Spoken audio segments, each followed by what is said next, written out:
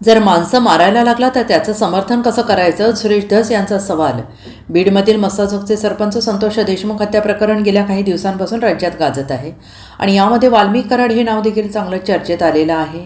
संतोष देशमुख यांच्या हत्येच्या कटाच्या सहभागात संशयित म्हणून वाल्मिक कराडवर मंगळवारी महाराष्ट्र संघटित गुन्हेगारी कलमान्वये मोक्का दाखल करण्यात आलेला आहे आणि त्याबरोबरच कराडची 14 जणांसाठी न्यायालयीन कोठडीत रवानगी करण्यात आली आणि यानंतर परळीमध्ये वाल्मिक कराड समर्थकांकडून आंदोलन केलं जात आहे. दरम्यान काल कराड कुटुंबियांनी दावा केला होता की संतोष देशमुख हत्या प्रकरण घडलं त्याच्या 2 दिवस आधी भाजपाचे आमदार सुरेश धस हे वाल्मिक कराड यांना येऊन भेटले होते आणि त्यावर आता सुरेश धस यांची प्रतिक्रिया आली आहे.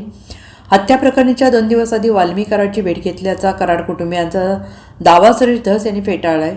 धस म्हणाले, मी वाल्मिक कराड यांना भेटलो नाही. माझं वाल्मिक कराड याच्याबरोबर वाईट काय होतं? वाल्मिक कराडबरोबर माझे संबंध चांगले होते, पण वाल्मिक कराड या पद्धतीनं माणसं मारायला लागला तर मग त्याचं समर्थन करायचं काय?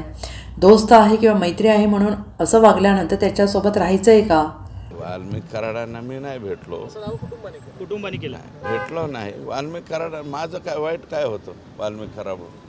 वाल्मिक कराडाबरोबर माझे चांगले संबंध होते ना.